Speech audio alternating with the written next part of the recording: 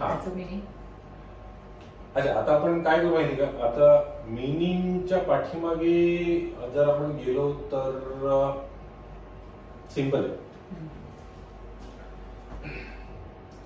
तुम्ही आपण तुमच्या लँग्वेजमध्ये बोलू द्या. तुम्ही मला काय सांगितलं की जर मला एक्झाम द्यायचं असेल तर काय काय काय पोस्ट अवेलेबल आहेत एमपीएससी यूपीएससी साठी? क्लास 1 क्लास 2 सी आणि डी ग्रुप. बरोबर ना? क्लास 1 क्लास बी सी आणि डी ग्रुप. सी आणि D group. D group.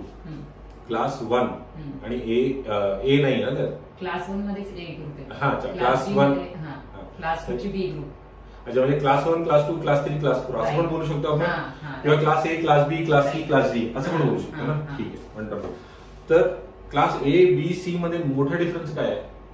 Class 1 ही डेप्युटी कलेक्टर, म्हणजे अख्खं महाराष्ट्र तुला सांभाळायचं आहे. म्हणजे मॅनेजर किंवा असं बँकेत तुम्ही सीओ एसओच्या स्पेशल ऑफिसरच्या पोस्ट असतात त्या क्लास 1च्या पोस्ट असतात.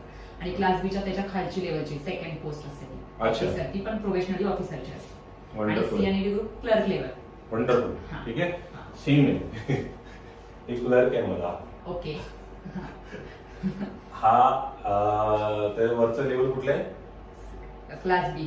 हा, काय आहे तो? Means probationary officer. Wonderful. Class B ची. आणि कोण आहे? क्लास 1 टॉप मध्ये जो बसलाय आणि पूर्ण कंट्रोल करतोय ना तो. राईट, समज. पण हे एव्हरी एक्सपिरियन्स करून मग इथे पोहोचतो. आता इथे कसे एक्झाम्स आहेत ना, डायरेक्टली एक्झाम दिलं तर होऊन जातं, मला काय प्रॉब्लेम नाही.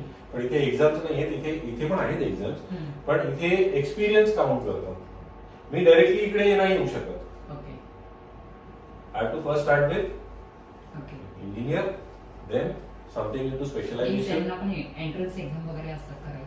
नाही, एंट्रन्स एक्झाम नसतात. नाही, पण त्यांना स्टार्ट तसंच करायचंय.